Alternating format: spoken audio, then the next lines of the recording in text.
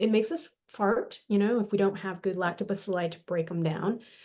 So soaking overnight or putting a pinch of this into beans, if you're soaking them overnight for a day or two, it helps set up the prebiotic to be more bioavailable. It even makes the protein more bioavailable for digestion. But the raffinose oligosaccharide is a powerful prebiotic that feeds like the flora that belong at our mucosal level. Yeah, so we can't sample the mucosa, sadly, Hmm. unless we go in and biopsy. So we don't have any gold standard. I only can go through proxy, looking at a stool kit. There's so many stool kits out there. They're all great. GI map is one we use a lot of. Hmm.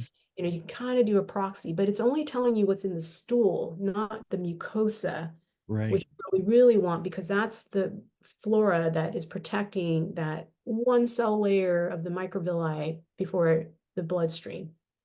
Yeah. Yeah. And it's the interface because that's how we absorb nutrition so quick because it's going immediately into our bloodstream. It's literally an interface, like immediate interface. And Of, and I've heard so much from different practitioners and people out there that that is such an overlooked part of the equation.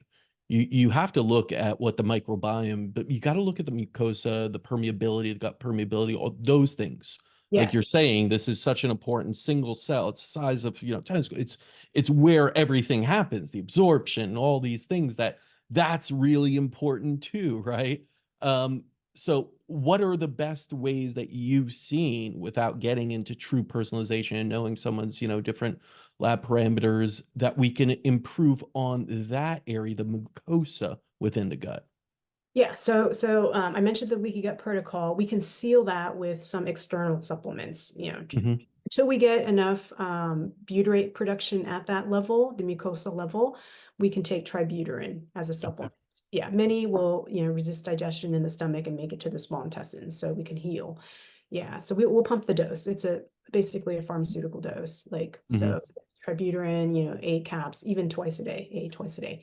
And then we do SPM because it just brings inflammation down. It stops the cytokine storms that are leading to ulcers at the mucosal level.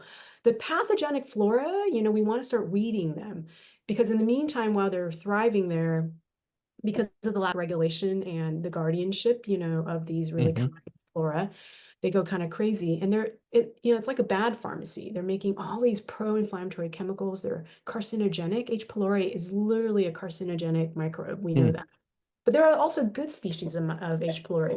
We want to shift them there, and we have to bring its allies in, and then we know, okay, then it's really happy. Like CAG A+ strain of H. pylori, we know it's a really happy, generally good protective flora for like prevents asthma. It's associated with reduced adenocarcinoma actually, and many other benefits, less GERD.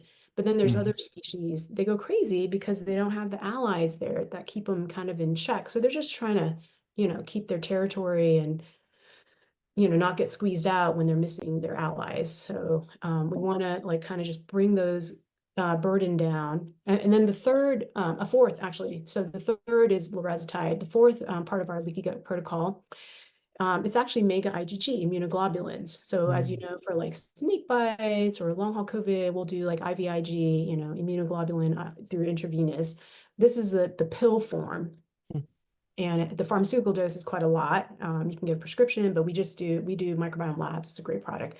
There are other ones out there as well. It comes in powder or pills, and we'll do like again eight capsules once a day or twice a day, and that'll quickly like quench a lot of like inflammation, bind up some co-infections and viruses, just to allow like this area to kind of cool down. When it cools down, then the cell microvilli and the cell wall, the cell mucosa layers all can heal really quickly, Hmm. especially if we bring in their fun friends.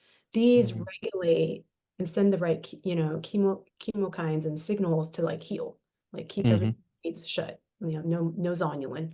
Let's like bring it all down. And the best thing is this is our brain. They also make serotonin, Hmm. healthy Yeah. levels, and then they can get stored in the enteric nervous system. Sometimes there's bidirectional communication, I think, to the brain, but generally not. But we need these. That's why people are so crazy. They're so anxious. They're so Yeah. bipolar. Yeah, but once they start our protocol, especially our gut reset, they're just feeling great. They tell me like, "Oh my gosh, Grace, I used to have a sugar addiction or porn addiction or whatever addiction, I don't Hmm. have it anymore after the protocol. Have you heard that?" I'm like, "Yeah, all the time." Their bodies are just trying to self-soothe. They're not getting enough GABA. So we have, you know, the production of GABA comes from species like this as well. It's very balancing. We even had like atypical, neuroatypical folks or children. They just do like a few capsules or, you know, actually they can get up to even a tablespoon quicker than most adults. And they start making eye contact. They triple their vocabulary. They're just becoming more and more neurotypical. This is our nervous system, Right. really. And it weighs almost as much as our brain. Our microbiome literally weighs about 2 kilos, like almost as much as the human brain. Yeah, but Yeah. we neglect it. We ignore it. We think it's a black box, but we know so much about it. And that's what I like to share for people. You know, we should have the keystone flora, the ABCs. And the C's are the Clostridioles. So A is Akkermansia, B is for the Bifidos, C is Clostridioles. These are the butyrate makers. And there's one that's really found in, you know, a lot of longevity people is Eubacteria lamosum. It's like 18, 17-fold higher in centenarians. And what it does is one thing we know it does, probably does a whole bunch of hosts of things, but it converts like good citrus, you know, chemicals and alkaloids into like super powered anti-inflammatory for longevity variants. And people with cancers don't even have that species, you know. But you know, it's enriched in centenarians, some genetically, I think, enriched, but I think it could be from their diet even, you know, they're eating foods that promote it. And if you look at centenarians, they have great lifestyles. They're so tied to their community, right? There's